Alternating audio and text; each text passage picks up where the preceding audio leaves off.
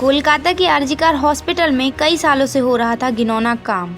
जी हाँ, आरजीकर हॉस्पिटल के प्रिंसिपल संदीप घोष के अंडर में इस हॉस्पिटल में चल रहे थे बहुत सारे घिनौने काम। संदीप घोष इंटर्न गर्ल से अपने घर का काम करवाता था। इंटर्न्स को जॉब देने के लिए उनसे मोटे पैसे वसूलता था।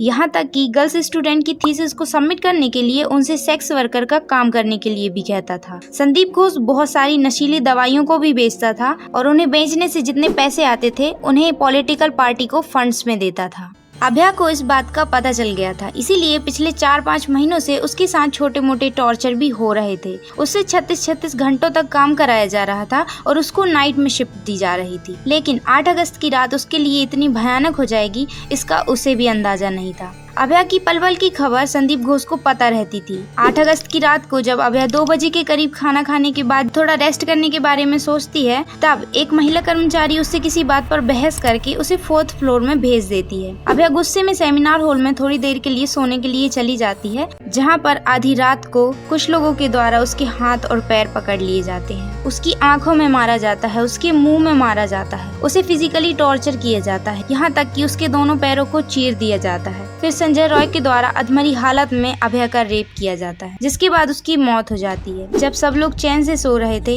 तब बेचारी अभया मौत से लड़ रही थी। ऐसे ही दरिंदों के कारण आज भी कोई लड़की सेफ फील नहीं करती। अपने पैरों में खड़ा तो होना चाहती है, लेकिन ऐसे माहौल के कारण पीछे हट जाती है। अंग्रेजों से आजाद हुए तो हमें 78 साल हो गए, लेकिन अपने ही देश में खुलेआम घूम रहे दरिंदों से हमें कब आजादी मिलेगी। सीबीआई की जांच जारी है, आखिर कौन कौन है अभया का असली कातिल, जल्द ही पता चल जाएगा। जब तक के लिए raise your voice for justice. Share this video to all your social media accounts so that they can also raise their voice. Now it's time to fight.